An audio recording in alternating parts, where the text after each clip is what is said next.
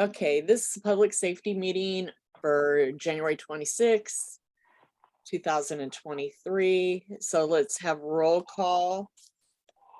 John, Here. Kelly, Here. Melanie here. And Paul is our guest. Yay. So what we're going to do here is Paul's here for the bottom half of the agenda. Here, this and this. So first thing we're going to do is public comment. Any public comment at all? I can only tell you that we had a pretty successful homeless count last night. I But heard that the numbers were No. huge. Yeah, but the problem was that the app didn't work like it should.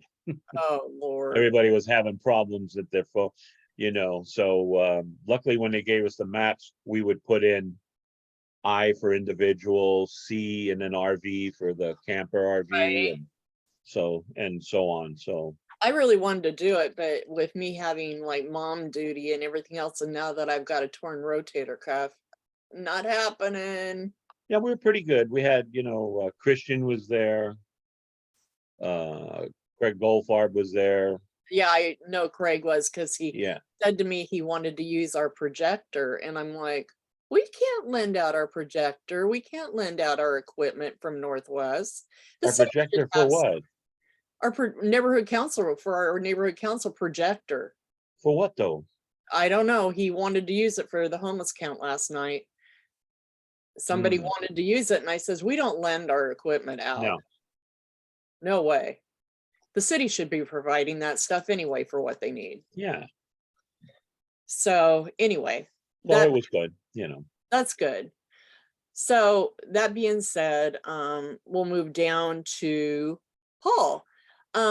So Paul, I'm going to share, you can kind of hit on some of this that we discussed at CPAB as far as, whoops, I got to find where to go? Okay.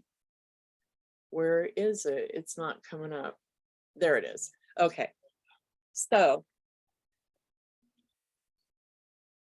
this was from CPAB. This is what I sent you over, Paul. Did I send it over to you? Unmute, Paul. There we go. Yeah, I have yet to seen that. I'm actually going to snap a picture of that right now. I'm going to send it to you physically too. I'll send it over to you. But okay, so November, there was Via Sebastian, theft of safe, and reported to us by Jennifer Martinez. Okay, so then November 28th, Via Francisco, there was broken in glass in the French doors. Then Via Cordova on 12/2, there were two males walking downside, broke through a small window. 12/26, Via Francisca, there's two suspects getting out of the car, entered through broken slider, jewelry attempted to remove safe from house, from front door interrupted by return of in-laws. Wow. 12/28, Via Navarra. Thursday, January 4th, Via La Paz. During the day, house probably unlocked. And then Via Cordova was a New Year's break-in. And then Myler and Channel was November 22nd is the date on that. Paul. Right, I'm looking it over right now. The last one is the 22nd of November is what I found out. So, and have we confirmed that all of these victims reported this? No, this is the thing. Captain and Manlove, when I talked to them at CPAB, they said they only have record of 3 of them that have turned in police reports. And this is concerning to me, and this is why it's on the agenda first, to make us all aware on public safety, what's going on in our area. But also, there's something broken here. When people have things that happen at their house, they need to report this. And how are we need to enforce. Even if it's the smallest broken window or somebody attempts to get in, you've got to report it. Do a police report. Absolutely. Yeah, And absolutely. this is the thing. People aren't doing it and their homes are being broken in and they aren't doing a police report. What's Yeah, with this? this is something new that I've never experienced in my almost 14 years on the job. I can understand when people, for lesser crimes, their bike stolen or something to that effect, or they're shopping and somebody takes their phone out of their shopping cart and they don't think the report's going to go somewhere. But for being a burglary, for being a felony, for being that there's a possibility of these people breaking into a house when there could be people home, that's a potentially dangerous scenario. And I think that it's doing both the community, your neighbors, and the police department a disservice not to report these crimes, especially when a lot of these crimes are connected. So, for example, those 3 burglaries in the same area, same neighborhood, basically. Those other ones are more likely than not connected to the ones that have been reported. So Right. when it does catch up, when the detectives do their follow-ups, do identify the suspects and the vehicles and so on and so forth, that's just extra extra crimes, additional charges that are going to be docked on and tacked on to these suspects when they go to court. Going to give them more. It's going to give them more time, and a lot more time. So it's disheartening to see people either not wanting to report it because they don't think that the police are going to do anything, or reporting it incorrectly. I've noticed an uptick in people reporting their crimes on, for example, ring.com. We could see those videos, but we don't know where it's coming from or who the victim is. Right. And they think Facebook is their way of reporting a crime too, a lot of times. Right. Or emailing me, or emailing or texting or me or any other slow. It has to be either in person at the front desk, or for example, like we're talking about the burglaries, that's an at scene investigation where officers have to go at scene, canvass the area, and actually look for clues, look for evidence that's been dropped. And on one of those, at the last neighborhood watch, I found out that one of those victims actually still has a handkerchief that was dropped, most likely by the suspect. And they didn't do a report.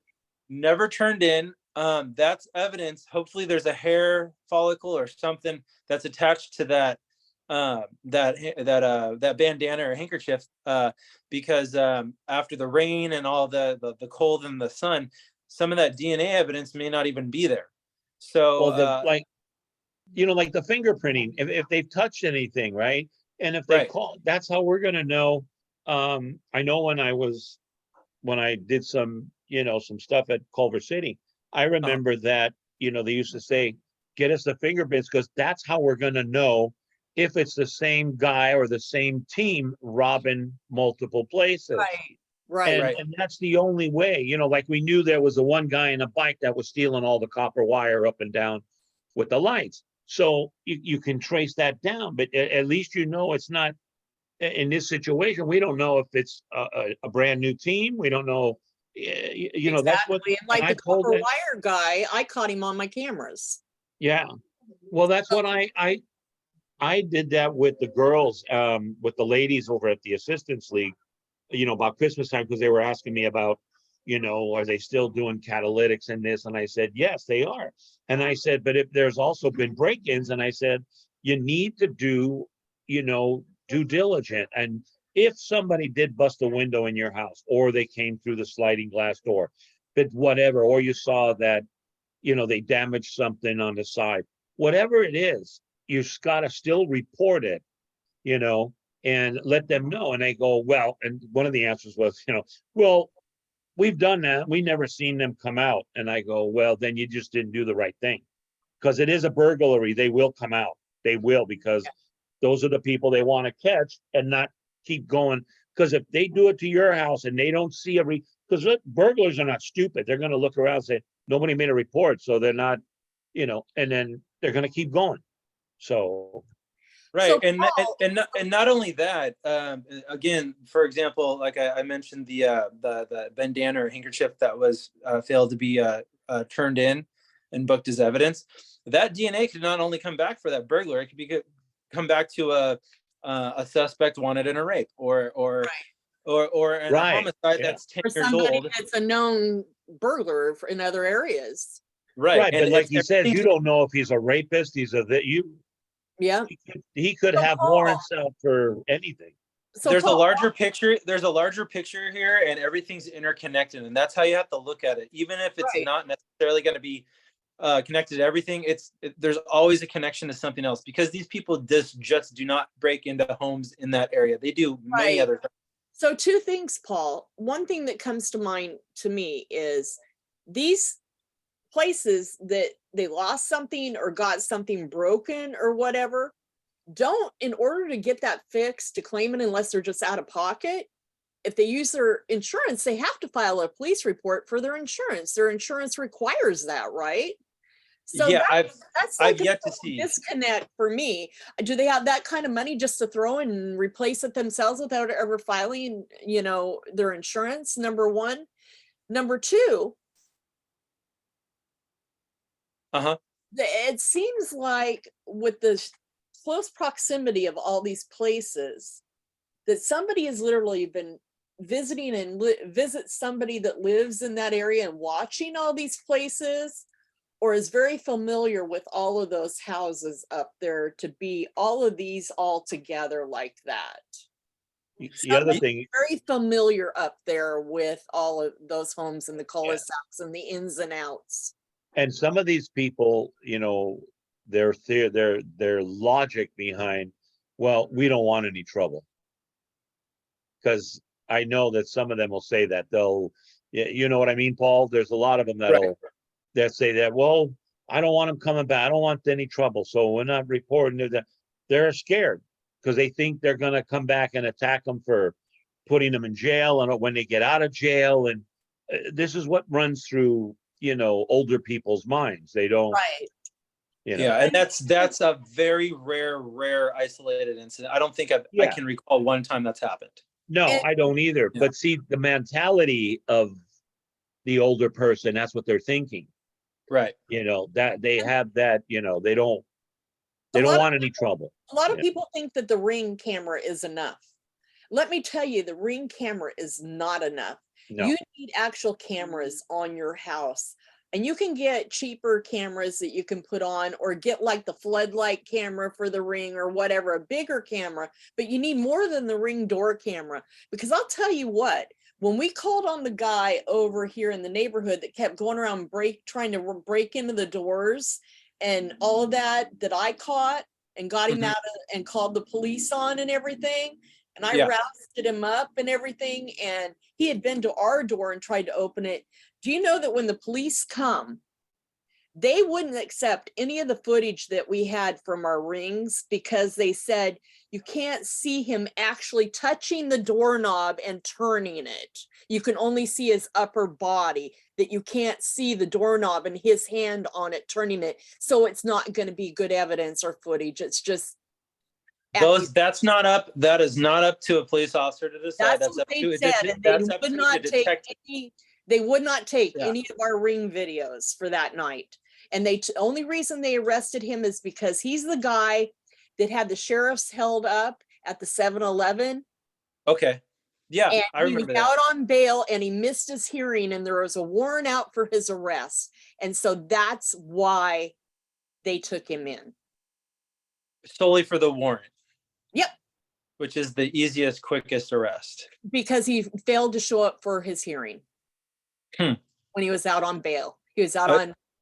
Yeah, again, it's not up for an officer to decide at the scene what a detective would be determining, if that's sufficient enough for filing purposes. Yeah, that's what they That's up did. to the detective. That's all. That's Yeah. what they did. So now I've got all the neighborhood over here frustrated, as what good is it to get video footage if they aren't going to do anything with it?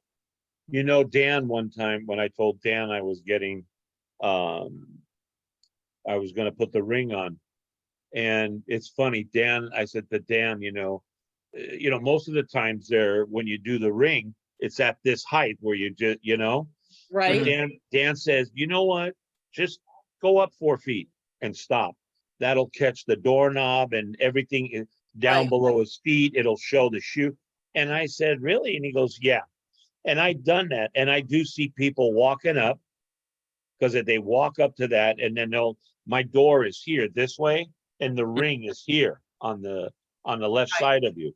So you get that whole view, his shoulders, pants. And if he walks out, you're going to see what he's wearing. Mine, I But get you could from, see him turning you could see him turning the knob because I did it. I just I get had to, from here to here, waist up. yeah. So, except when they're walking up, but when they're at the door, I get waist up. So that's why we Yeah, have, but yours we have is, the other security cameras. yeah, but if this is your door, your ring is over here. That's the right, yeah, facing the walkway up. See, mine, the ring is on the side here.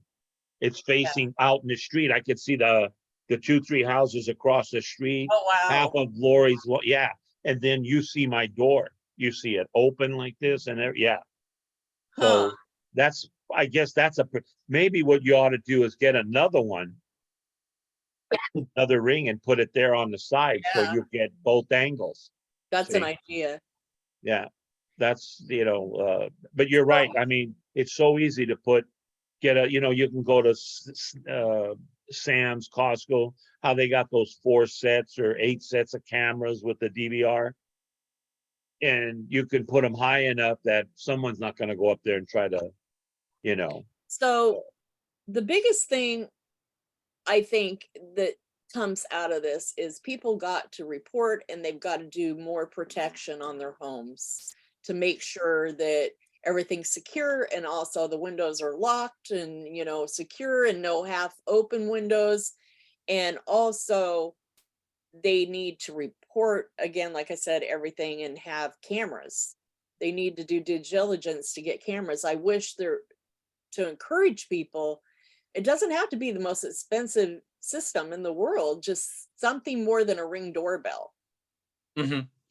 I agree. Yeah, I mean, there's so many different options, and I was just browsing the other day for my own place. You can get 2 solar powered, so you can put them anywhere. 2 solar powered Ring cameras for $90. It's $45 for Yeah. one you can put anywhere you want. Anywhere. Yeah. Yeah, I agree. And even on the preventative side, not before the Ring or anything like that, we just have to be vigilant neighbors. We have to be good neighbors, like I mentioned at the last neighborhood watch.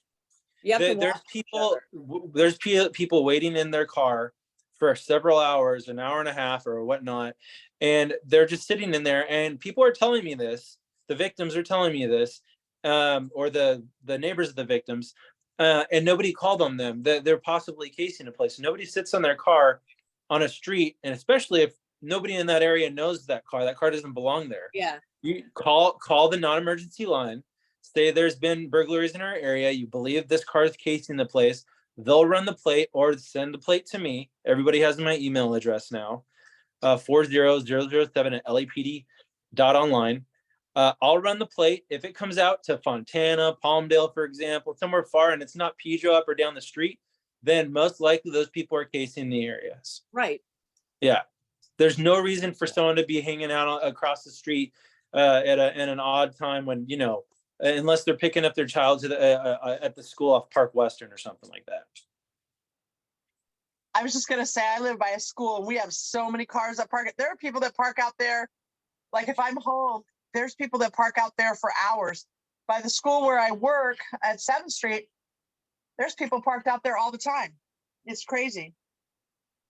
I'd still call. It's just our police presence being there. If they're legitimately there to pick someone up, their child, they're gonna stay there. If they're trying to case the area, work the area, potentially committing a crime, most likely they are going to take off.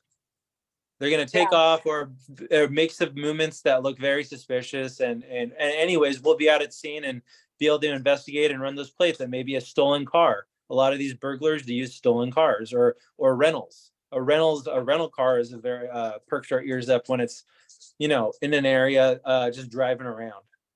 Yeah.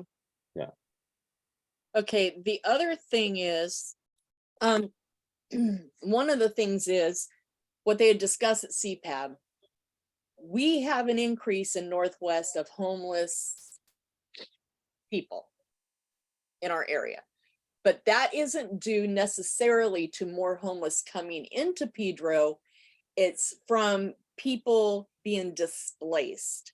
So when they clean up the other encampments, like down, say downtown or whatever, or over by some of the other streets that they've cleaned up, what's happening, or 5 Points they clean up, they're moving more up in this area. We've gotten more overflow in the park. There's been 2 or 3 that have been staying in the park, and then they get called on by the police, and then they get told to leave. One woman stayed about 4 or 5 nights there after having the police come a couple times. Then she's finally decided to go somewhere else. But the biggest concern that I have is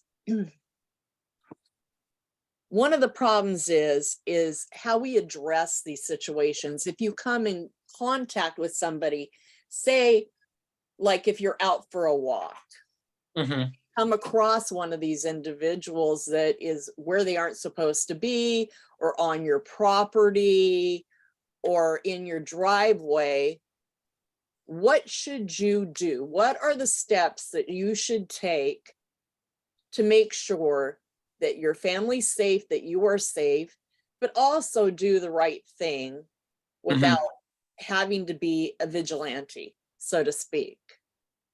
Right. Go ahead. The other thing is with, and as you know, with the incident that happened with me, with the person that had mental problems or possibly drug problems also, that incident was pretty scary. And the results of that, I have the results of that. And it was a fluke thing that happened with me, which won't happen again because the girl's getting pulled off 911 and getting retrained. Good. But what the actual outcome of all this was, I filed a complaint through CPAB that night. Captain got a hold of the head guy for dispatch. They called me and talked to me, and they did an investigation. They called me back and said they listened to all the tapes, and they have to deeply apologize that she acted wrong, and she did hang up on me. And she never, she hung up and never generated the call. Yeah, that's unheard of. That's inappropriate and dangerous. And dangerous. And that's what the captain said. He goes, I am happy that you are okay, but I'm not happy because it could have turned into a very serious situation. And I said to the captain that called me for the dispatch, I said, the thing that upset me was, I'd been through community police training. I know what a 911 call is and what a non-emergency call is. I've got enough experience to know that. And I told her my safety and my mother's safety was in jeopardy. And I stressed that to her, and she could hear her yelling and banging on my car. And she chose to make her own decision that I was just going to have to handle it, and hung up on me. Yeah, that's definitely a major training issue at the least. He wanted to know if I wanted to escalate it where she would be put up on basically a complaint and brought before, and I said, I'm not about somebody losing their job, but I said she really needs to be pulled off the line and retrained, because obviously she lost some sort of comprehension of what her role is as a 911 operator. Right. Yeah. I mean, for us, for our job, the police, we get audited. So it could be a fake radio call, and that's by internal affairs. They do investigate to make sure that we're doing our job right, we're within policy. I don't see that even possible setting up a fake 911 call for somebody.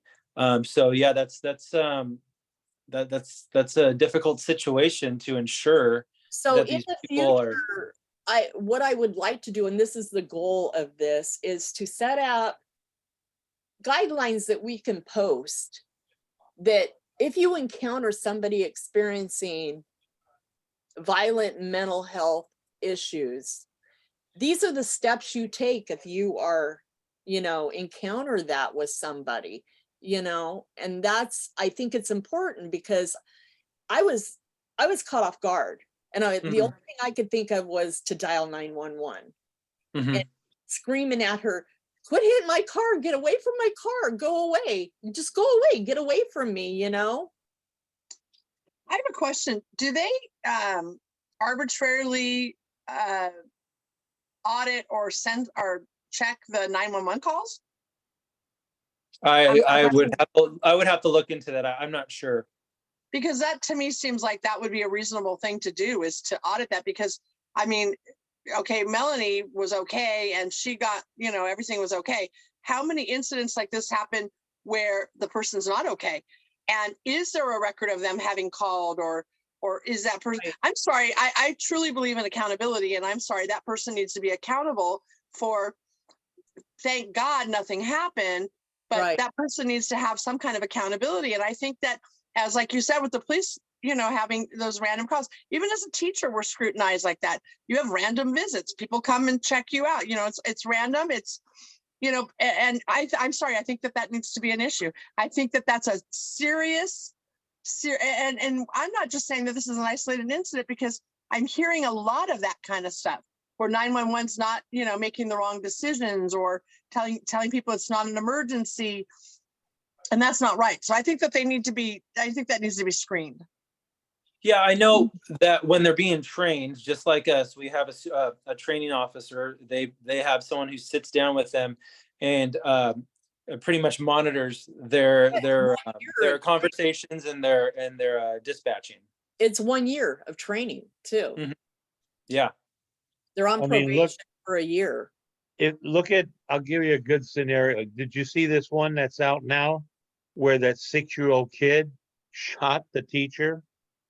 Yeah, and they knew it. 3 different people, I guess, knew that he had the gun. Exactly.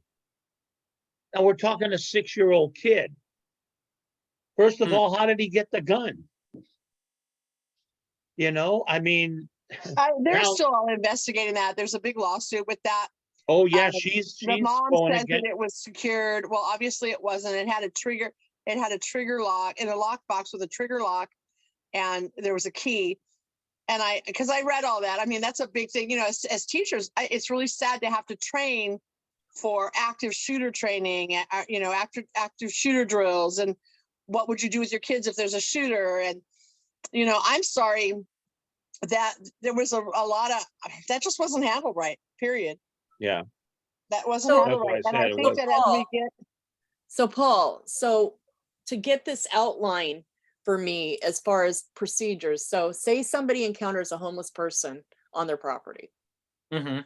what should they do? So it basically, I know that a lot of people don't have that police training like we do. But the first thing that comes to mind is you have 3 options, just like in an active shooter situation. You run, you hide, you fight.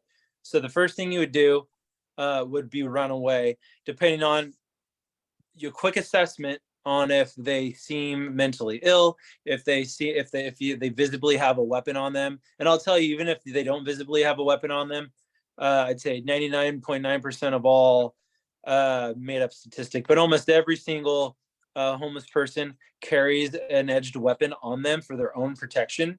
But when they're going through a mental crisis, they're going to be using that defensive weapon in an offensive manner.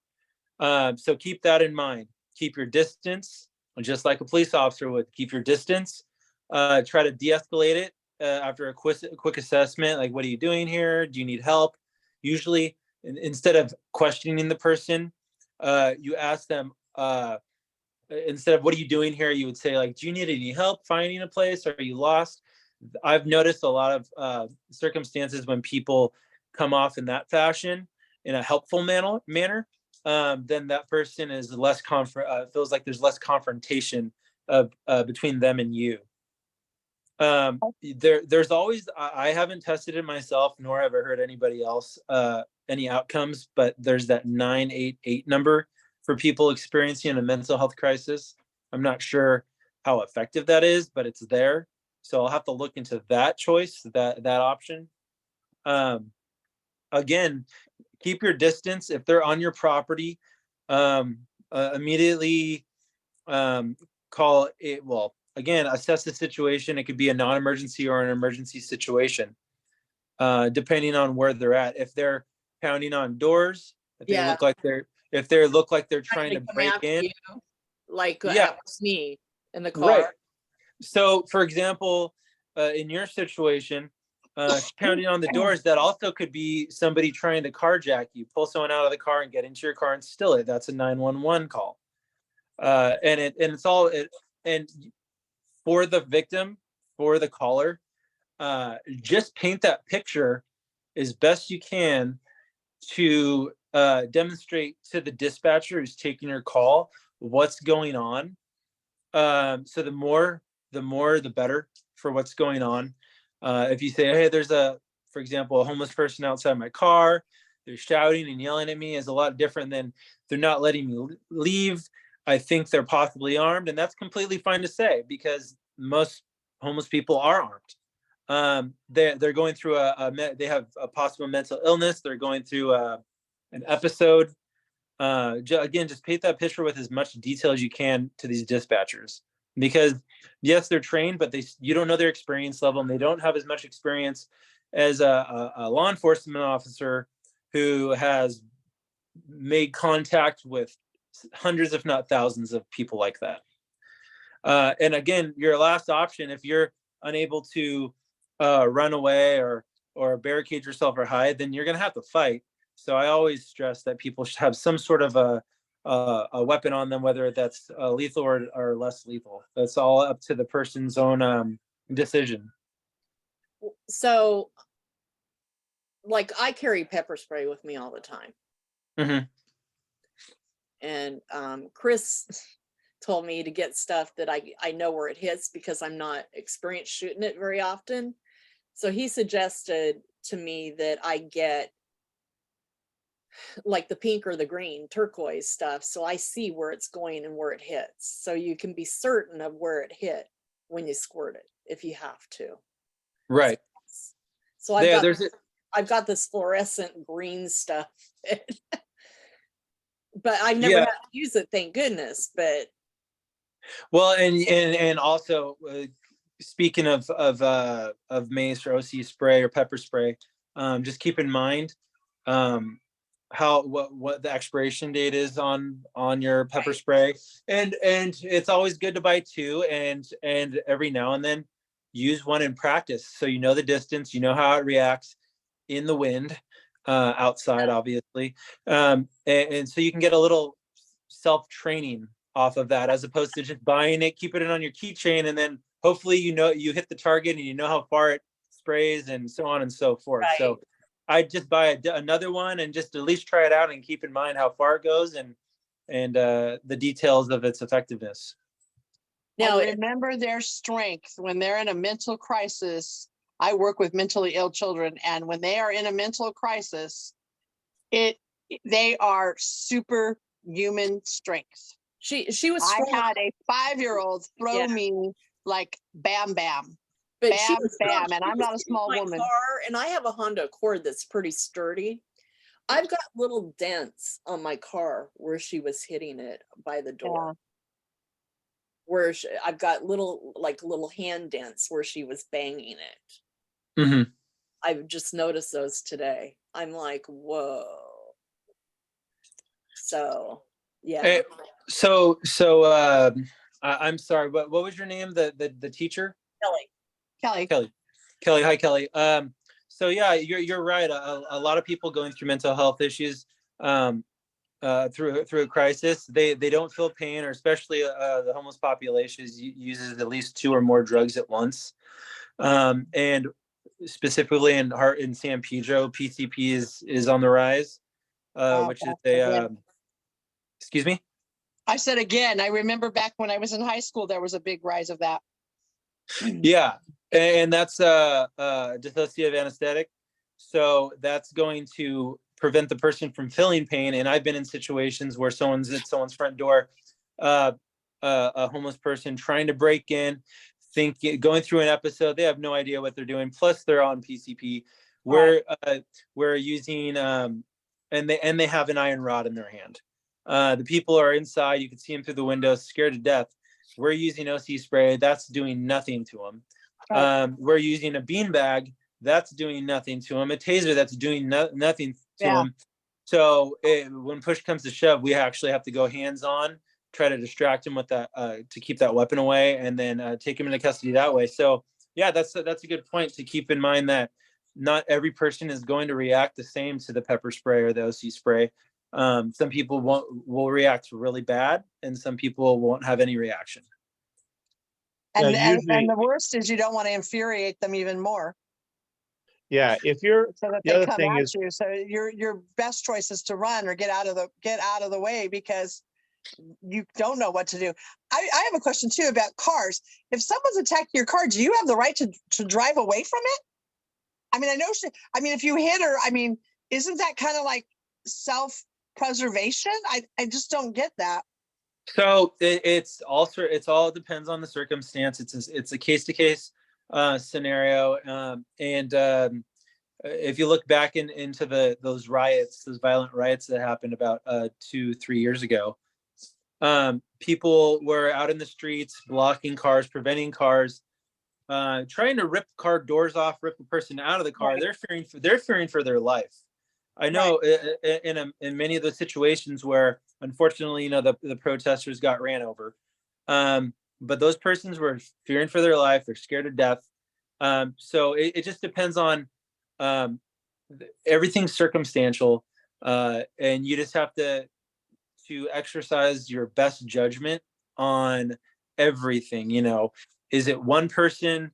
Is it a 250-pound, 6-foot guy going through an episode, pounding on your car? Is it a thin 5-foot elderly female? It just depends on all the circumstances. You have to make your best judgment on making that call on whether or not you're going to try to get away from them, and in doing so, possibly hitting them. Your intention isn't to run them over. Your intention isn't to hurt them. It's just to flee, to get to a safe spot while you're in your car. And that's what we all look at when someone's in that situation. We're not looking just to like arrest someone just because we can, just because they hit someone with a car. We have to look at everything on whether or not that person had a weapon in their hand, how big they were, how strong they were, and the ability for the person, whether or not they're going to, the potentiality of them being hurt on top of that. So there's just a lot of different factors. And you got to remember too, that anybody nowadays, well, I've seen it, I've been like, back when we had the riots at the time, I remember there was at Culver City PD where they sat there, and there was a probably 220-pound, I would say, an African male at about 6'2", 6'3", and he had a shotgun, and he took some shots at them. And I remember they shot him about the 2 cops shot him about 3 or 4 times, and he's still coming at him. So anybody that's on PCP or angel dust or anything, you're not stopping them, because they don't feel enough. They're not going to feel it until the damn thing wears off. Yeah. And that's when the pain comes. But I remember that they shot, and the sergeant called it in and said, this guy's not going down. And they told him, well, put it, they've already, that's the time when I guess they did the thing where it's 2 in the chest, 2 in the head. when they changed that back then. Right. And so they said, you, if he's not stopping and you've punctured him in the chest, then put 2 in the head. And that's the only way he went down, because he had a shotgun. He was ready to shoot the officer Oh, wow. that had backed up. And, you know, I remember them they called the desk and they says, no, just put, if you got a chance, they said, yeah. So when the guy tripped back and, you know, dropped his mic and everything, and the other cop, he said, go hit him, you know, hit him in the forehead. And that's the only way they took that guy down. And that's where a lot of police all have to watch, because you can put rounds in him. He's not going down, you know, he's Yeah. not going to feel it, you know, until they take the brain out of the picture. They say that's the only way you will stop somebody on PCP or angel dust or any type of drug of that nature that numbs the whole body, you know. And for an average citizen, you know, they have the option of running. The police have to address the situation and protect the public, so they can't go anywhere. But again, I'm just going to stress, the best thing you can do at first is run, keep your distance. Yep. And the last resort is going to be fight for your life, fight for your loved ones. Well, you know me. Yeah. I won't fight. You know what I do. So, you know. Yeah. Well, if I they was come just to thinking, my house, you'll know what I'll do. But I just, with the laws the way they are in the state of California, you have to be protecting yourself inside your own home before you can do the latter. Well, that's the old adage. Like most people, they'll tell you, you know, make sure you drag them in the house. So that's true, right, Paul? If the court's shown that if someone's entering your house, then that's considered a dangerous threat, and you could use whatever force necessary. Yeah, don't go outside and do it out there, because now if you're out in the backyard or something, you know, So you shoot him. Paul, There's rights. He's got stat- rights. have the crime stats changed any in the last week or so since CPAB? So I have this new program up that I'm looking at, and I can pretty much dial in. It shows I can't connect it right now. I haven't figured that out for everybody to view, and I don't even know if I have permission to do that for everybody to view. But I will say, that and it's refreshed, the crime updates, that once records puts them in a system, it's refreshed every 30 minutes, so it's quite up to date. From January 1st until the 25th, which was yesterday, we have 5 aggravated assaults, 5 burglaries, and we don't know if some of those burglaries were of those 5. It could be that those were the ones that were late reports from the Tarragona area. Yeah. We have 24 GTAs. What's so GTA 20 What's Grand Theft Auto, stolen vehicle. Oh, 24. It's Grand Theft Auto. It's a stolen 24 vehicle. Grand Theft Auto. 24. Yeah. Yes. And that's in Northwest. Yeah, and you have to also keep in mind that it looks, according to the map, everything's concentrated around the Gaffey corridor south of Summerlin, it looks like. But again, Northwest is a big area. It's from 5 Points all the way pretty much down to I have the Elks Club, so it's a huge area. It goes all the way down to 19th, from Mirror to Pacific. So yeah, it's big. Wow. So burglary from motor vehicles, so car break-ins, 21. And I've noticed that a lot of those car break-ins are not necessarily break-ins. The people are not locking their doors. There's been one time out of a certain handful, I'd say about 80% of the victims just had their doors unlocked. So you see these people riding by in their scooters or bicycles or skateboards, and they're just door checking the neighborhoods. They're opportunistic. So I'd say a lot of those 2021, I'm sure a lot of those are just unlocked vehicles. People aren't paying attention to what they're doing. when it comes to locking their vehicle up. And thefts, we only have 8.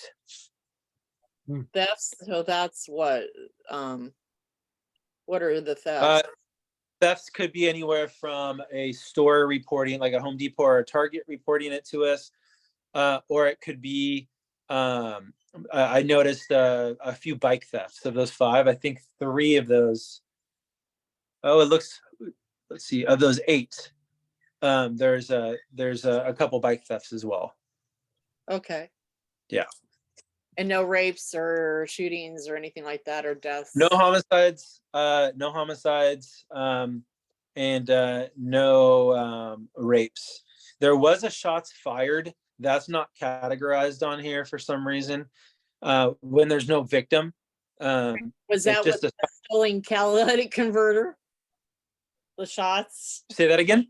The catalytic converter, the guy that shot at them over.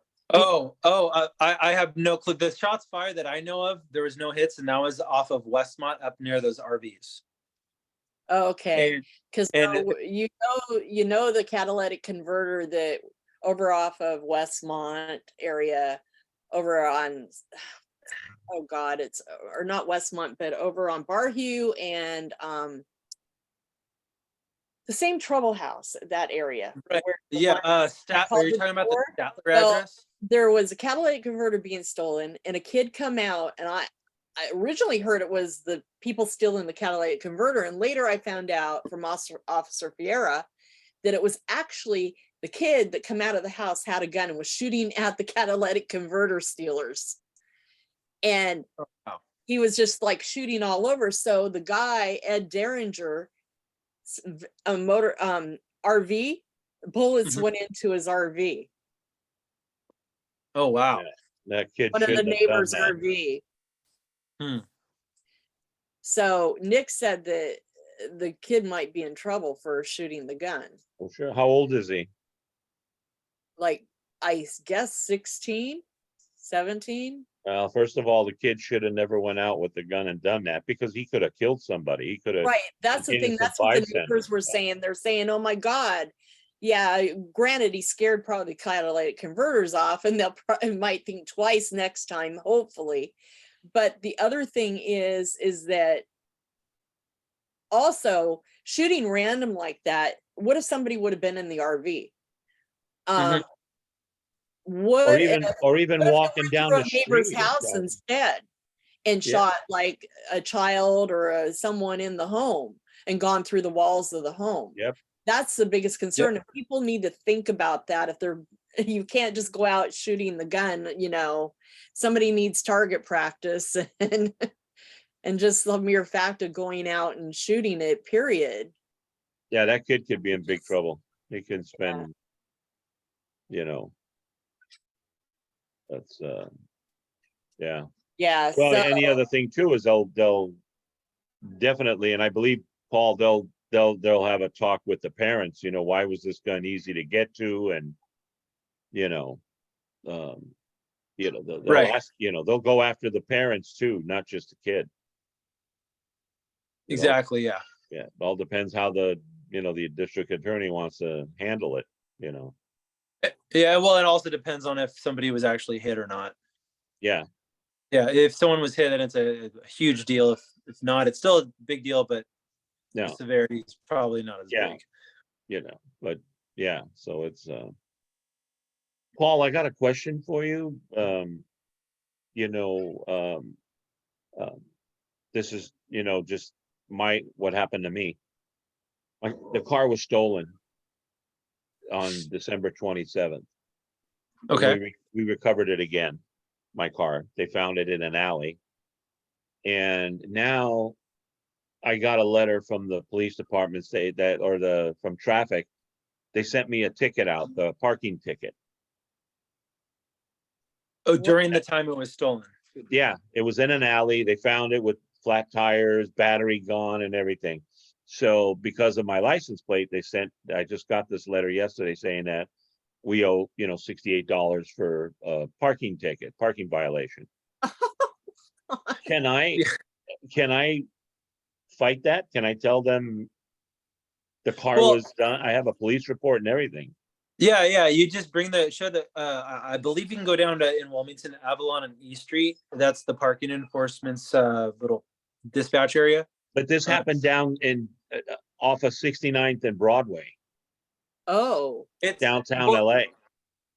right. Well, this is all, it's still connected. It's still, Oh, okay. it's the same they system. can still help But you down there. yeah, this still, yeah, you can still get help down locally.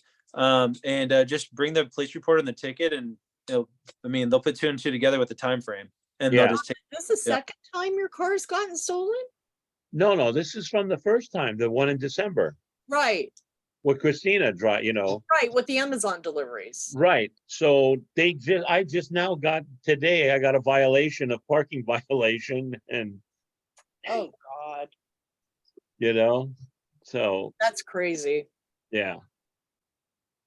So So I think that's it for that stuff. I don't know if you want to stay for this too. Let's see. Before I Probably go, like, I'll "Please mention release the. me." What? He's probably like, please release me. Yeah, exactly. No, unless it's police related, I would have to get off. is. But it is police related. Mhm. Okay, Yep. sure. What are we looking at? Oh, where is it? Where I'm having issues with this thing. Here it is. Okay, it's going to be to Councilmember McCosker and also to Captain Brent McGuire. The background of this letter was, and I've talked to you about this, there seems to be a problem where if needles are in a private area, like for instance, the front gate of Harbor Highlands gated community, where you walk into the walking gate, there were several needles that were used that were just left, with someone with drugs partially in them still and stuff laying there, probably about 10. There's been other Yeah, there's cases, a dope house in there. there's been other cases where there's been in the past, and like I've had them where somebody's left them in my yard, some used needles over in Mhm. my side yard. Other neighbors have said they found needles in their yard, just dumped there, and some drugs sometimes and stuff. And the consensus is with this, and several people have been told this by LA Fire Department, by LAPD, that if it's on private Mhm. property, you have to put gloves on and take care of it yourself. If it's on public property, like the sidewalk or in the park or something, then they can take care of it. But they will not touch it if it's on private property. Like for instance, that gated community, even though it was in the flower beds, as you walk to the walking gate there by the front over on Gatun, Uh-huh. that they wouldn't come and touch it. Nobody would. So as I explained to Erica at CPAB, there needs to be some sort of designated place where residents can call, because in the light of the way that things are right now, with everything being laced with fentanyl, and somebody would touch that and get fentanyl on them, or if a child walks by and touches it and goes to try and, oh, what is this, and accidentally sticks themselves, now they've had their first high they've ever had of their life with the residue, or they've ended up giving themselves AIDS, or they've gotten a quick kick of fentanyl. And that's the last thing that we need. There should be some agency or some person that can be called to take care of this, rather than placing it upon the residents to have to dispose of these things. It's too dangerous at this point. So there's a website called safeneedledisposal.org, and there's some sites, facilities, collection centers, and They will not come and there's get one off of.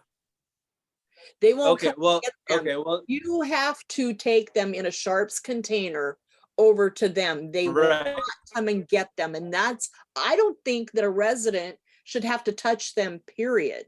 It's not safe. It is not safe. It should not be a stakeholder's Right. responsibility to agree. touch these. And so what I've asked is I guess the better. huh? invoke the. I was gonna say, And oh, Brent, you perfect. work together on this, and the fire department and Department of Sanitation all to work together. And so used needles discarded in public and private areas. The Northwest San Pedro Neighborhood Council recognizes that most cleanups are done by Department of Sanitation and Street Services. There's some special circumstances that have emerged that need addressing. The issues we have identified are below. Better way of disposing of used needles in private or public space. Provision for stakeholders that find used needles to have a resource to call to come and dispose of those needles. We cannot ask stakeholders to clean up used needles for fear of lace with fentanyl. That needs to be changed. Fear of them being there. Fear of them being laced with fentanyl or contracting AIDS from the needles from accidental stick, or a child getting a hold of needles and getting stuck. Stakeholders should not have to put their safety at risk to clean up used needles left in a public or private place. Northwest San Pedro Neighborhood Council requests that a program be created for safe needle pickup in the community. We would appreciate if you would assign a staff person to work with us in developing such a plan and help to identify potential resources for its implementation. So thoughts? So, I mean, that's great. That would be great to have someone trained and on a needle pickup and disposal. And I looked up on the website off of Gatun and Gaffey. There's a needle disposal site, LA County Department of Public Works. Right, right it's at sanitation safe, right up. Right. But you have to take it up there. I talked to them yesterday, and they said Okay. physically have to bring it to them. They will not come and get it. Yeah, and you know, what I've experienced is at cleanups they do pick up on public property. I know their policy isn't to take anything off of private property. I know. But I mean, just if there's just an invisible line of dirt that's separating a needle that's 2 feet away, I don't see an issue with, you know, Clean Harbors or but they have defined that, because even in the flower beds, like I said, at the front gate of Harbor Highlands walking gate community, there were 10 needles there, and nobody, I mean, I called. Other people were saying over there that they wouldn't come. I even called the council members. I called McCoster's office. Nobody would come out and get those needles. So we'll have to find out if that's an easement. It could be public property instead of private. I'd have to confirm if that's an easement or not, which I can do. You know, it just, and my stuff that I had on my property, and this is the thing where they're going to have kind of a, you know, come to Jesus on this, because originally when I had the needles in my yard, George Matthews came and got them for me. Yep, CPR. He had a safe needles container. He came out, he came over, I'll be right over. He got them and cleaned them up for me. We don't have George Matthews anymore. He moved to Arizona, and we don't have that capability or someone that's doing all of that. Yes, somebody took over the San Pedro CPR group, but it's not George Matthews and doing everything that he did. It's a pretty, it's a much more laxed cleanup now. I mean, they're doing stuff like the Welcome Bridge and stuff, but I don't see them doing a lot of the stuff that they were doing before. I don't think they have the availability that George had either, is the thing. So I think now that there is no George Matthews, we need to really think about how we're going to approach this. Yeah, I think again that's a great start. But I will say, looking at the map, zemus.lacity.org, and I think anybody has, I think anybody can have a authorization to go to that site. It looks like the flower bed out front off of Gatun is actually an easement. So it's possible that that's actually public property and they can dispose of that. Right, it's gone. They got it, took it over to the safe place. One of the residents did finally, because they're afraid some child was going to touch it. They get a lot of Hmm. kids that walk in and out of that walking gate for school and things like that. So the last thing they need is somebody to get stuck. And I know they have a Right. problem with one of the units over there, and I'm sure they're the culprits, and people that hang out at it. I know exactly where you're talking about. Yeah. But Yeah. anyway, so we need to consider, John and Kelly, I have a motion to accept this or any at all? On this letter right here, Uh-huh. no, I'll second the motion. I move and you're gonna second? Yeah.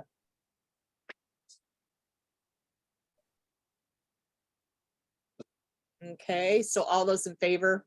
I, Aye. Okay, 3-0. There we go. So that's that. So the other thing that we have here, and you're familiar, these are police stuff too. So the next thing is this, AB 23. So this is something that was introduced from Assemblyman Murtasucci, and it's Mhm. to do with petty theft. So what they're trying to do is decrease the level for it to be, because 950, it's no longer a misdemeanor, it's a felony. And Right. so this is to make it $400 in a felony at 400 to lower the threshold. Interesting. That's how it originally was. They raised it just due to inflation over the years. If I recall, it was 700, and they raised it up to 950. So yeah, that's. Oh yeah, I'm reading right here. That's actually a good. That would be a great This start. is a letter to support a meeting. Northwest Senate adopted the following resolution, which supports AB 23. Whereas AB 23 would decrease the threshold of property theft from 950 to 4, would provide more active enforcement available for the commercial thefts rather than the theft being a misdemeanor because it's under $950. The Northwest San Pedro Council would encourage AB 23 to also include residential burglary to this bill, to make it for residential too, as part of the bill. My understanding is that a residential burglary is always a felony. Is what? It's Is always, it's always a yeah. it always sits on its own. Yeah, we always book as a felony for that. Oh, is it? Yeah. Yeah, 'cause that was a suggestion from Diana to add this to it. I mean, it's up to the courts after we make the arrest for the felony. They could always, it's a potential of dropping it down on a first offense, depending on how much they stole from the house. But my understanding, it's always been a felony.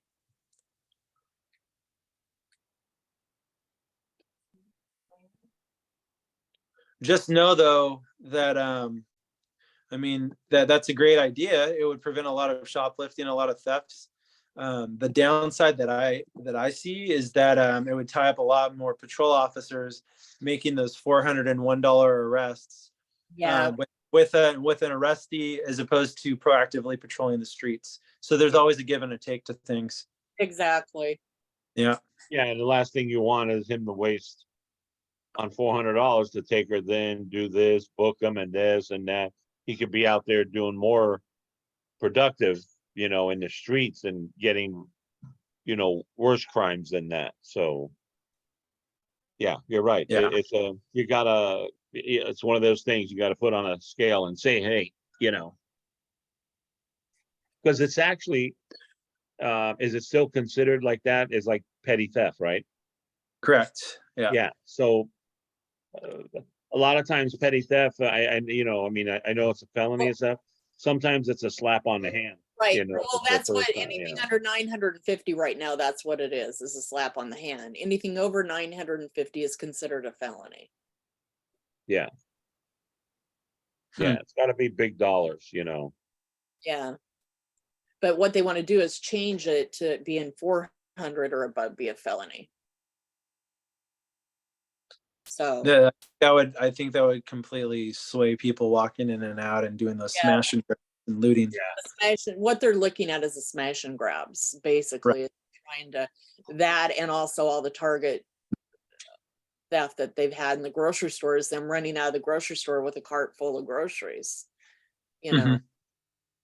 Or Well, three- from my experience, like they in don't. Albertson, I saw The someone city drop attorney 3 doesn't. carts. The city what? From my experience, we could do the arrest, but the city attorney will almost never prosecute someone from taking groceries, food. Most of the now if it's Tide or if it's like Pampers or something like that, that's different because a lot of those people resell it, or formula. But Right. if it's someone stealing a bunch of food and they're gonna possibly claim that they're homeless and they're hungry, that they're not gonna touch that. Yeah, because one day at Albertsons, I saw this lady, she had a cart full of diapers and then full of food in the other cart and everything, and they were just loading it in. And then I saw people running out of Albertsons because they had stolen all of that. There are 3 different Mhm. people. They loaded them all up into the cars, and they were quick and they were gone. Right. I was like, wow. But they said once they're gone, they can't do anything. They grab the license plate number of the car and hope it traces to something. But like you said, with those 2, they were saying that a lot of times they're rental cars or stolen cars, or they put a fake license plate over the car. Right. Yeah. So, yeah. So do we want to put this forward or support? Well, what do you think, Paul? Is it something? I think anything that prevents prevents property crimes would be good for us. Yeah. Yeah. Okay. Yeah. So I'll motion it. Okay, I'll second. And another thing I'll add is I've got word that there may be some big box stores that even want to pull out of Pedro because they're getting hit so hard. I know. And, Yeah. and some aren't even on board with us. I'm trying to talk to Target to reestablish a relationship. They don't even want us doing those big box operations there, in which we have undercover, plainclothes officers act as their loss prevention, and we actually can go hands-on with them and make those arrests. But Target doesn't want to play ball with us at the moment, so hopefully I can change that. Sure, it's not just the management there. It could be it could be both. It could be their management or their policy. I mean, I know my experience in the past going there, the loss prevention's always been they'll bend over backwards for us. But again, yeah, you're right. It could be the management or higher up.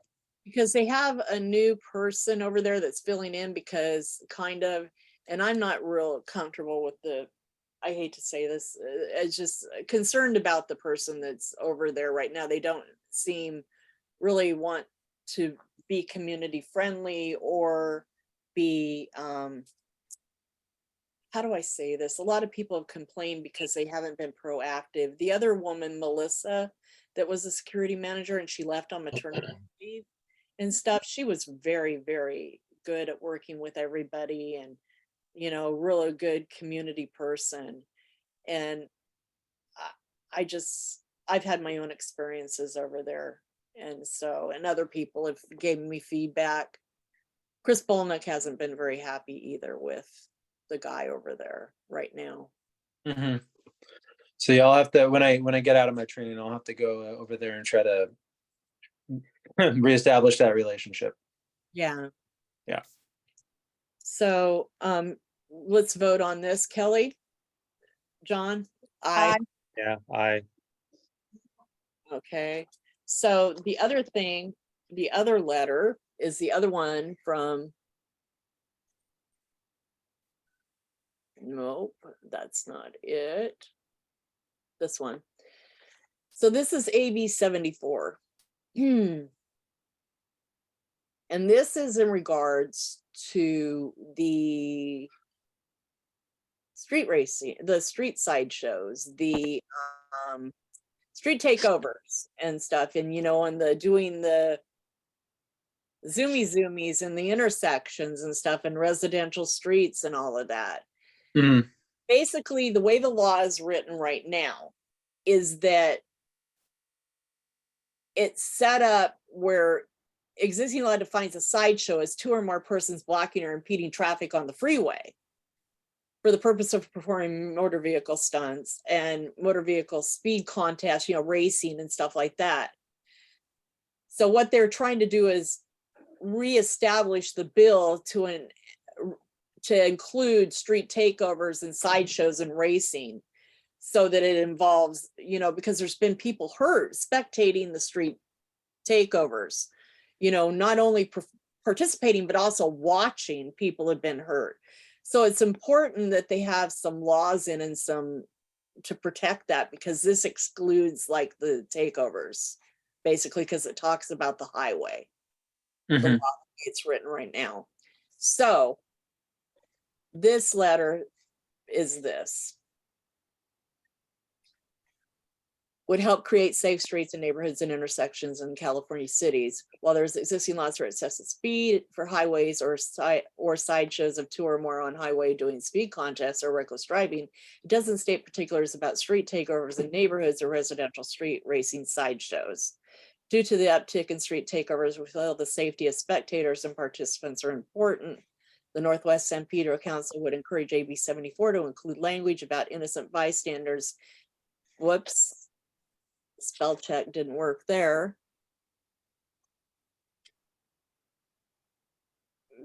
Being How are you an innocent bystander if you're standing around watching bystanders something being illegal? harmed and strict How are you penalties innocent? properly. Well, innocent bystanders, basically a lot of people in this day and age tend to be spectators.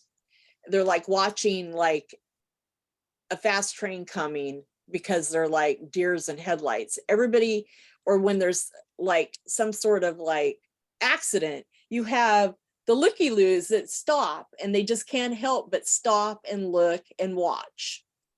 And that's the society that we live in right now. So basically, you have a lot of innocent people, looky-loos, that stop to see, oh, wow, what's this?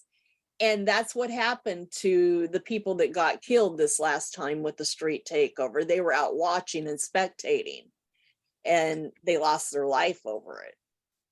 Hmm. Woman and another person, people have been hurt just watching. And I think, there needs to be language included in that protects those people too, that are just happen to be a looky-loo there. And also there's been people's property damage when they've done this. They've gone into storefronts and zoomed around, ended up in a storefront or ended up in somebody else's car. There needs to be penalties for damage of property and bodily harm that they do. If they do any damage to anybody's person or anybody's, property, they need to be held accountable for it. Yeah, I mean, they especially like with us, they do it right here on Capitol and Myler. They'll do the burnouts and they'll Right, keep. they end up in somebody's wall or somebody's house. Yeah. So, Hmm. because I'll go out the next day and there's like tire circle marks, and it's not just 1 or 2; it's a half dozen of them. Paul, the So, stop it's sign more. that was down out here, Mhm. stop sign that was down in the middle of the street. Guess Yeah. how that happened? Yeah, They that were was a doing the burnout. burnouts in circles right here in Capitol. And the car just went boom right over the top of it. Went over the yellow things and everything. Wow. Yeah, I'm surprised that there's an assembly bill on that already. That should have already been in place, in my opinion. I'm surprised they're just bringing this up. It should I all. know. Yeah. Hmm. So I'll move this. Do I have a second? Want a second, Kelly? I'll second it. All those in favor?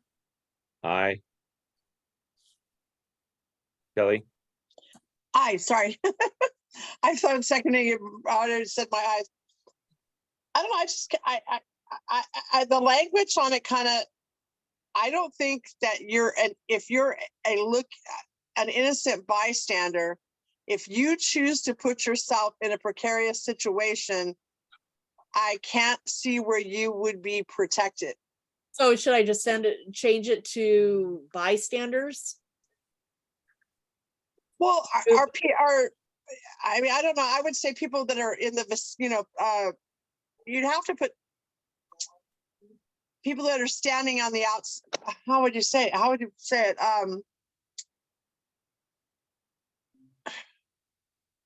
Observers.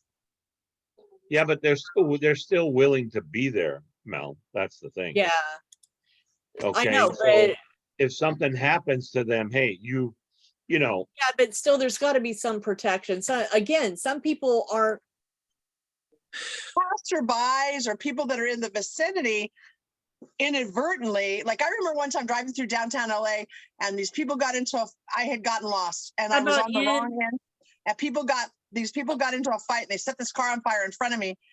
If I wasn't there trying to look, I'm trying to get out of there, I'm lost. I would want to be protected in that situation. But if I parked my car and sat there and watched them do this, that's a whole nother ball game. How about that? Yeah. Like what I did. I can't see your screen for some reason.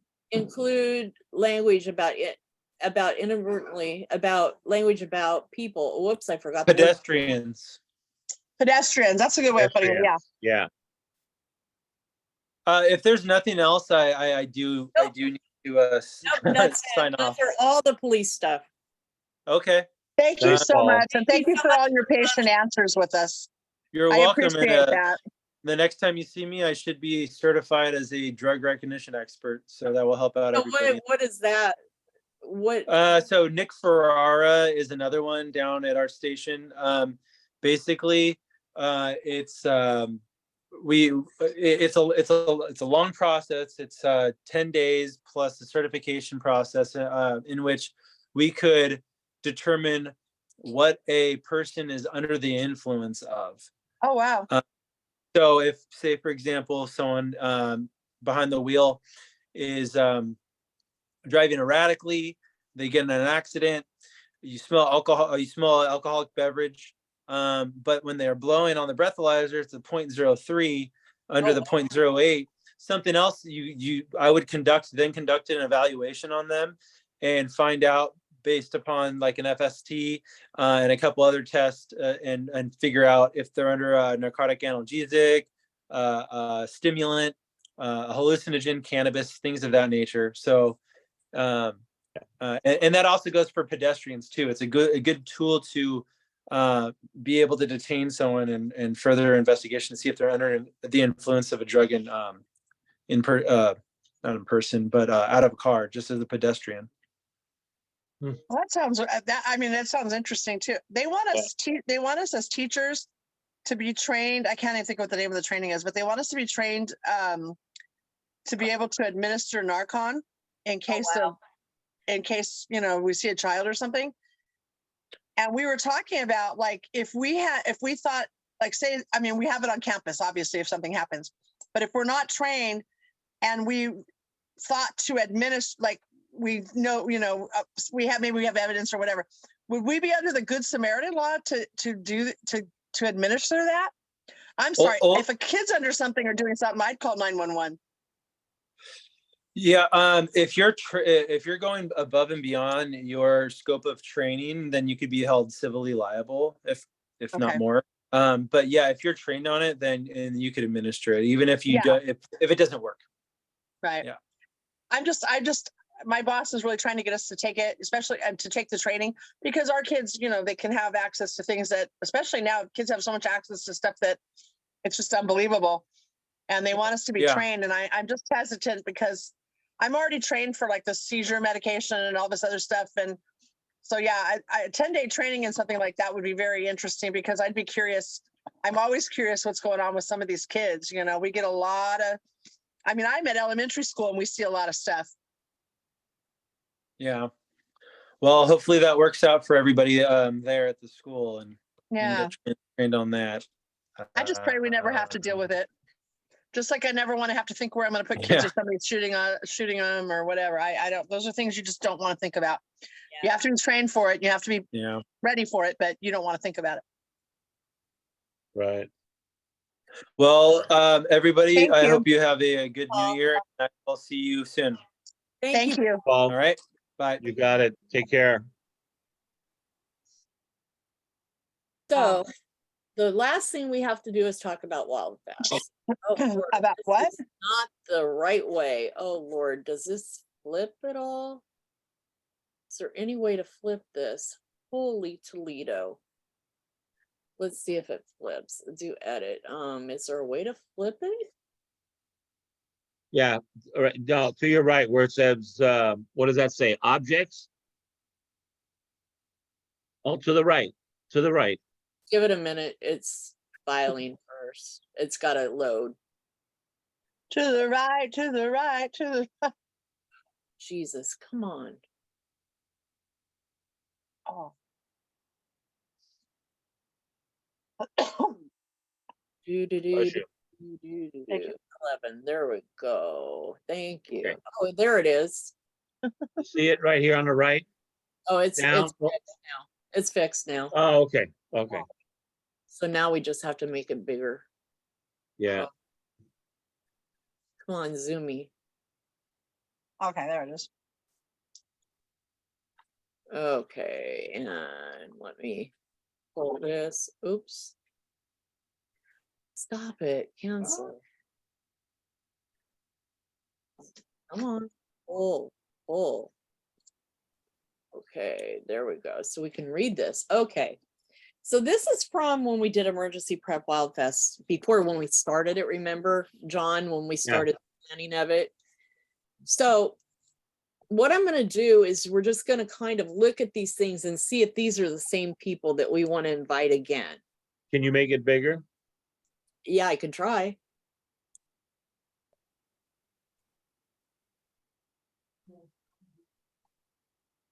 Come on. There we Yeah, go. you can go wide. You can widen it Yeah, more. that's what I'm doing. Okay. There we go. So American Red Cross. So I think those are a good one. That's a good one. Yeah, we can leave them. LADWP CERT. Yeah. DWP to come and talk about SoCal Gas was another one that couldn't come last time, but they're a good one to have about bracing your water heater and all of that, how to do that. Yeah, and how to drop the prices now. Exactly. Lord. We went from well, we paid the bill last month was 160 something. Our new bill right now is 357. Oh, Jesus. wow. Yeah. We got lucky, I guess, because we keep it pretty low. Our heat, we keep it at about 68, 69 all the time. And so I'm surprised because I really am, but we've got a lot of brand new I can't even talk. Energy saver appliances, as well as we got the insulation done and the new insulation for the roof and all of that and the windows. So I think that's made a difference. We don't have the older stuff, anymore in the house. Oh And yeah, here we do. So I mean, our bill was $169.47. that's not bad. But our last bill was only 43. Yeah, so it did go up. A lot. Yeah. Oh no, I know it's a lot. It's outrageous. Shannon Ross had said hers was her next projected bill is like $617. I'm like, you have a gas leak, girlfriend. Sounds like. Yeah. Wow. But so SoCal Gas EMD, which is emergency management, they need to be there. Right. LAPD.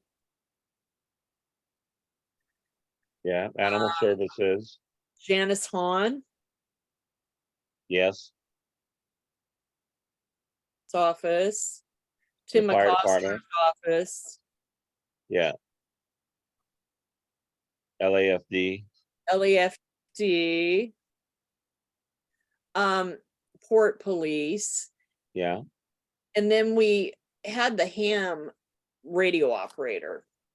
We never got a reply from them. okay. We can try them again, but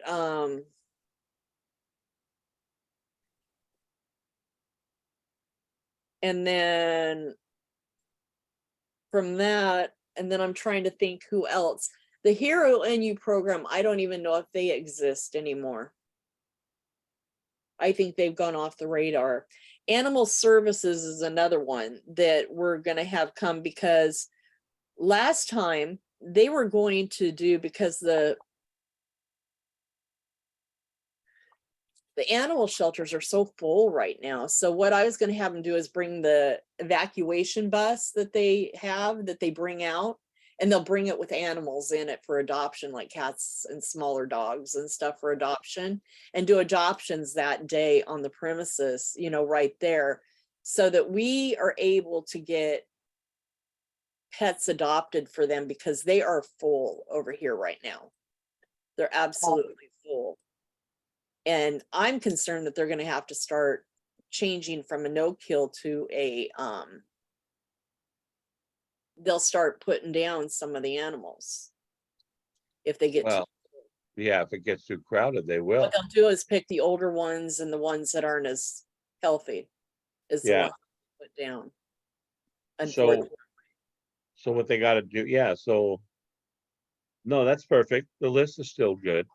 So the list is still good. I just wanted to reaffirm that list. This is the list that they had for,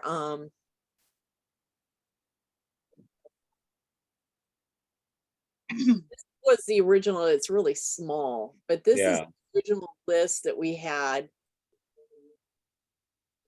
that we were looking at to invite all the people. Like what we were looking at, like the Marine Mammal Care Northwest, San Pedro Neighborhood Council, you know, San Pedro Neighborhood Councils, other ones. What exactly is this program? I've never been to it, and I don't know what it's it is. We're Wild gonna Fest. take over all of Peck Park, and we're gonna do Wild Fest, which is a lot of sustainability type stuff and all that. But then we're also going to do an emergency prep fair in conjunction with a joint. So not one has not been done in San Pedro in years. And so this What was about our Concord, California, or one of them? Any kind of healthcare stuff? no, that has No. nothing No. to do with Yeah. emergency prep. No, Oh, okay. emergency, listen, Kelly, emergency prep is, you know how do you get out of San Pedro? What's the best way? Or how do you shelter in place, and how to Right. build Yeah, an emergency prep so kit. Right. we can only go north Yeah. on Gaffey, Western, and Pacific, Battery. which Pacific Oblate. So you can only go north. And so Right. if something happens, an earthquake or tsunami or something, we're gonna be trapped. They even told us last time when we talked to them, they said it could take as far as 3 to 4 weeks to get us out Yeah. because of our situation. So if all the streets are blocked off or torn open or whatever, or, you know, so that's what we do with this. That's what this So is like for. this Oh, okay. Lee's bees and Teresa's bees are really cool when they bring the bees out, how to do honey and all that for the, Yeah, that's, what's his name, right? yeah, that's Lee. So Yeah. they'll probably come, but Gwen has to, so that's the other thing. Are you interested in being in the planning of this still, John? Yeah, I don't mind. Okay, so I'll add your name to this. Kelly, do you want to be part of the ad hoc? It would require meetings again, like an ad hoc meetings again. Do you know when when is this coming about? Well, the Wild Fest thing is going to be in May, probably sometime. And you know, I have to get with Gwen and go meet with Michael. Mike and and Jessica, yeah. Just what's her name? Yes, Yeah. Jessica. To talk about dates. Yeah, I can help. I mean, I can Okay. make phone calls and stuff and that kind of stuff. I was trying to see if it's gonna be like around report cards or testing, that kind of stuff. It'll Or I'm- be, it'll be May on a Saturday, and the biggest help that we'll need a lot of is day of and setup and take Oh, down. May, as long as it's not the weekend of May 21st, 22nd, because I'm going to be in Washington for my nephew's graduation. Other than that, I'll be happy to help. Okay, sounds good. Then this was a check sheet that we made to send to people with the invite letter that I sent out. That what they need, so they mark what they'll need, so we know what to set up or what they're there for. And who's gonna come, and it's the whole info thing. And then this is kind of an idea of the task list that we had. Like John was gonna be in charge of volunteers, basically, and recruiting. I Do we did have all pop-up my- tents and that kind of stuff for us? Huh? Do we have pop-up tents or We're gonna get those from Tim McCoster. I've already Yeah. talked to his deputy aide person. Okay. Invites to Wild Fest, out, we got to send all those out. We were going to do the Elks Club. Now, this is the thing that we're going to have to really think about. And John, put your thinking cap on. So with Pet Park, there's no parking Oh, because we'll use like part of the lower area Yeah, for we'll basically, like the bus and some of the other stuff, the display stuff. And if we get the bouncy thing, from the fire department to do the shaky house and all that, there's not going to be a lot of parking. So the suggestion was, Gwen and I were talking, and we're going to have to get the trolley again from McCoster, but where would they trolley from? yeah, the thing is, Unless I we mean, can get that, unless they park in the strawberry patch. supermarket area, but that would they be, won't be able to do that. yeah, I'm thinking maybe if we were able to get that land down by where the strawberries are down there. on And 9th Street, yeah. Yeah. Yeah, we could do that. They could park over there. either that We'll need a couple of designated people there and, or a church parking lot over on night. yeah. I don't know if the Mormon church would let us use theirs, or there's another church over there Or too. Holy Trinity. They're if too Holy far Trinity down. would, There's you one know. that's right at the corner. I think is it a Methodist church by the Mormon church on 9th? I believe so. I think they have a huge parking lot there. I know that. And somebody had suggested before You- using their parking lot. You know what? Well, Kelly works during the day.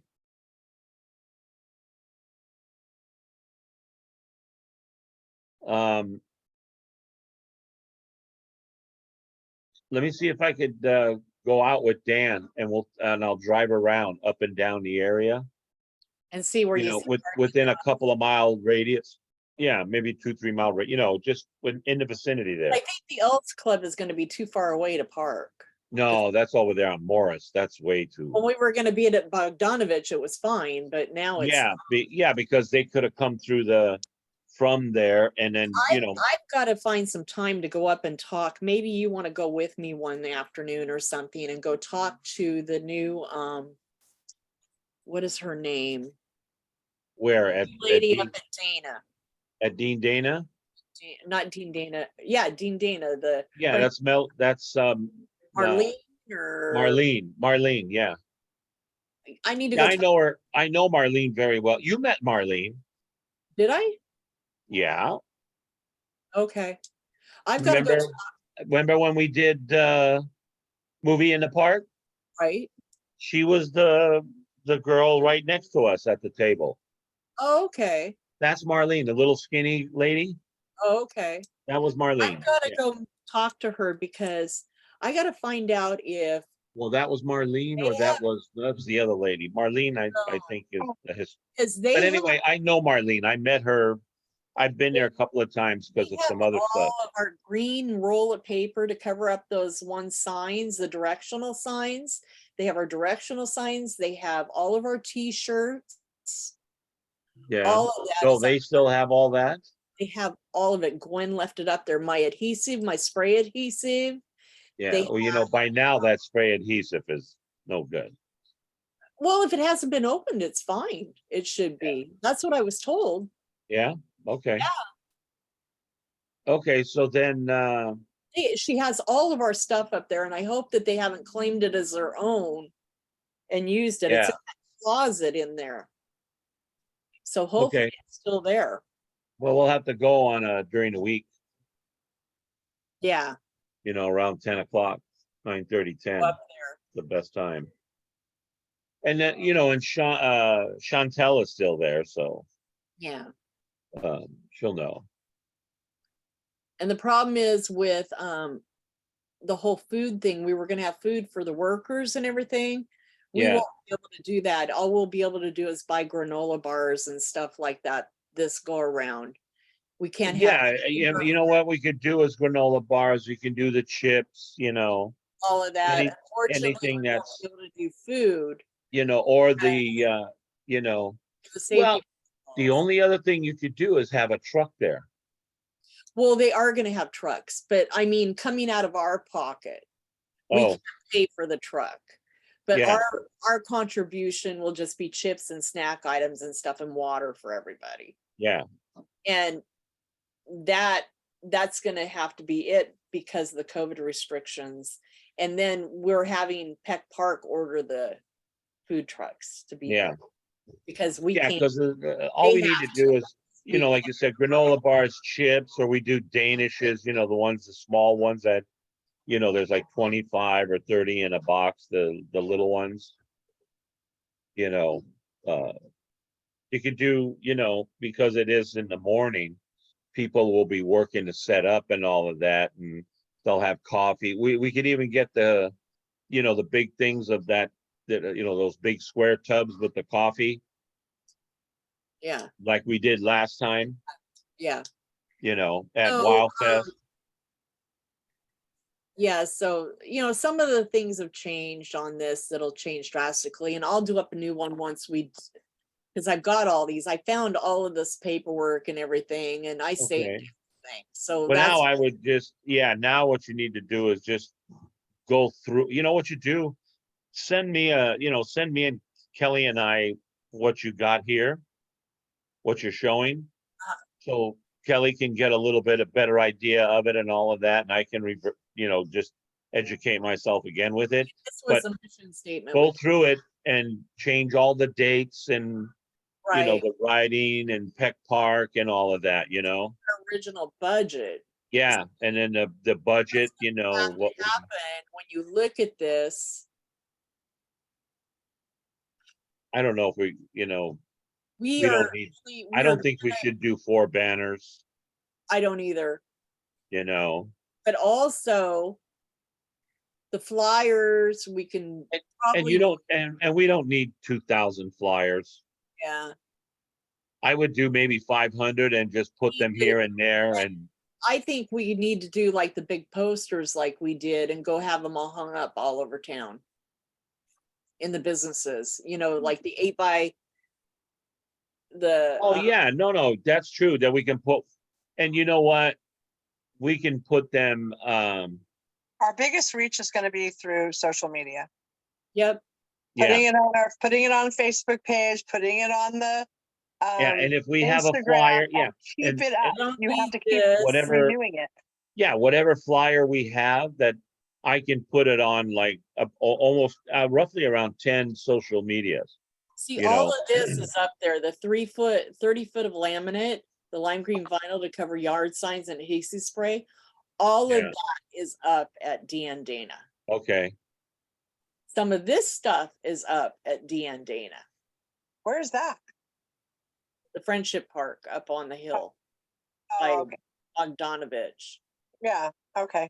Oh, and their office is Gwen where the has- wildlife thing is? Gwen has all of this still. Gwen has all of this still. the animal erasers and all that, yeah. I have all of this still. The flashcards and so, okay. And we need to put the stuff on it too, Yep.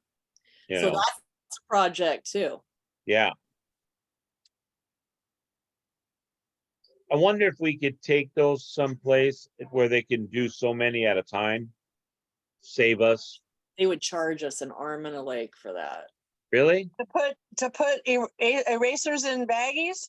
No. No, no, But no, on the information- flash drives. Load information on 500 flash drives. I was You gonna know. say I could have my class put together the animal baggies, the baggies and the erasers. Yeah, I know. They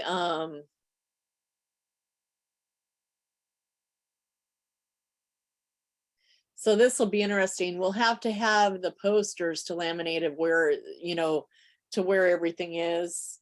You know, Yeah. we'll laminate them ourselves though. We'll just have the posters made and then that's what the laminate's for. We'll just do it ourselves. Unless we can get it cheap from like Herb or something. Oh, the lamination? Yeah, we can find out from Herb. Depending on how big they are, I get a big discount getting things laminated at Lakeshore. Oh, really? Yeah. Oh, that's true. Yeah, Kelly That's does. Yeah, Yeah, because because what they are, we'll just have to have a couple of maps that say you are here and, you know, at the start and where everything's located, you know, around Tech Park when we lay everything out to do like a map. Hopefully Tech Park staff will take some responsibility for some of this since, That's easy to do. I can take that straight to Lakeshore and do it. okay, I would do it at work, but our laminator doesn't work half the time. And I Okay. was taught as a teacher, never learn how to fix the laminating machine.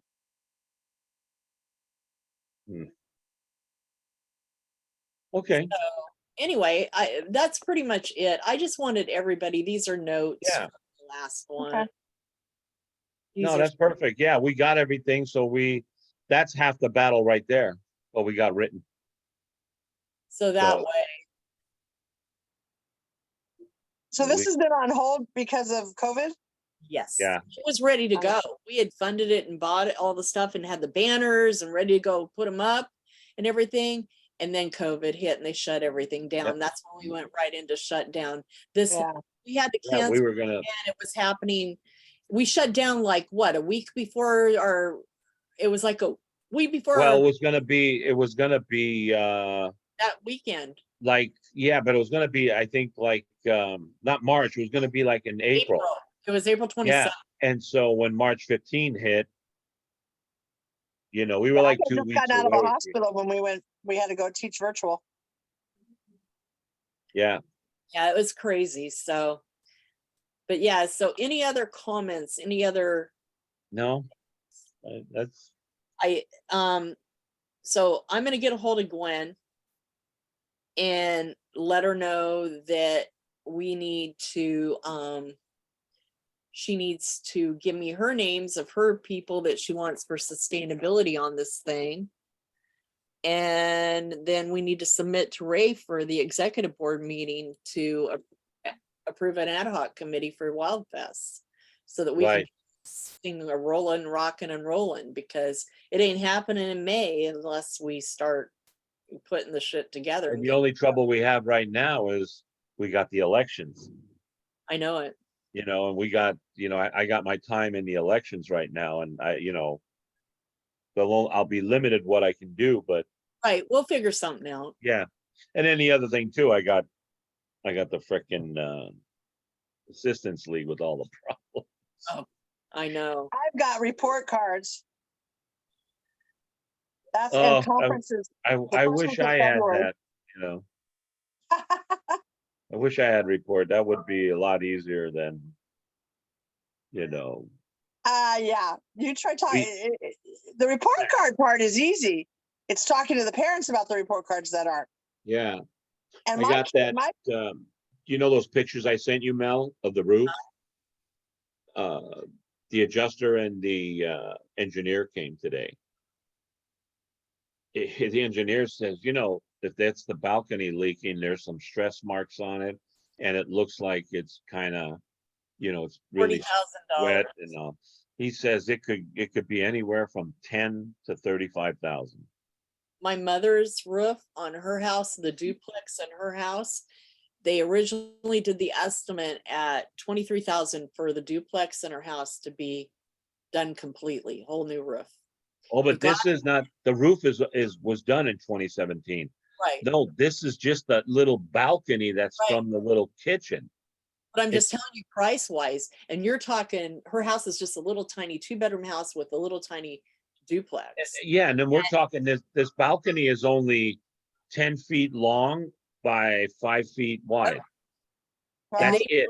But they- it's all, yeah, so all underneath it, though, it looks like it's been raining for a while and leaking. Yep, and that's what happened with her house. It had been leaked, and then the wood was damaged, all the main beams and all that, so they had to remove all of those and everything and parts of the Yeah. roof.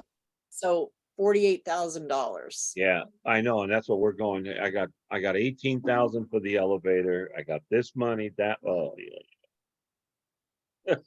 It's crazy. There goes Yeah. all the assistance league money right now, right? Well, no, thank God we have a fund for major repairs. Oh, that's good. It'll go into, but that's the one that we use for the carpet and the flooring in the gift shop.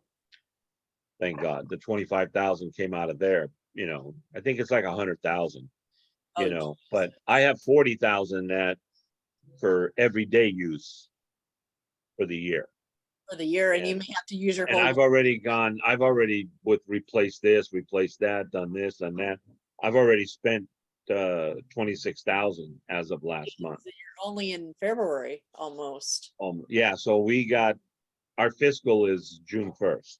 June 1st, like we are. Yeah, so I've got, I have to see, well, I'll know how much I have now because our next meeting is February 13th, same. Our board meeting is the same day as our board meeting.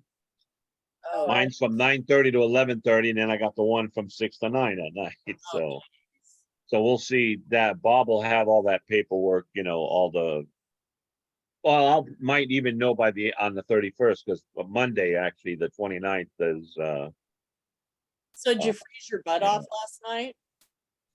huh? Did you freeze last night? No, Yeah. why? Cold out last night. No, we were inside. We didn't get out of the car. Oh, okay. No, I was like this, just t-shirt and my sweats. I didn't. I Oh, didn't know you did it in the car. I thought you had to go out and walk amongst the streets. I'm like, I No, was too afraid. no, I did it in the car. It brought back memories when I was 6. Oh, you're talking about something else. Okay, yeah. oh, okay, so we're You're done fine. with the meeting. Let me stop the recording. Yeah. Okay. So stop this. Yeah, so our next meeting is February 23rd. So Stop the recording. stop the recording. Why is this not stopping? Hello? No. Stop. Is it I've stopping? got to go, There we guys. My go. back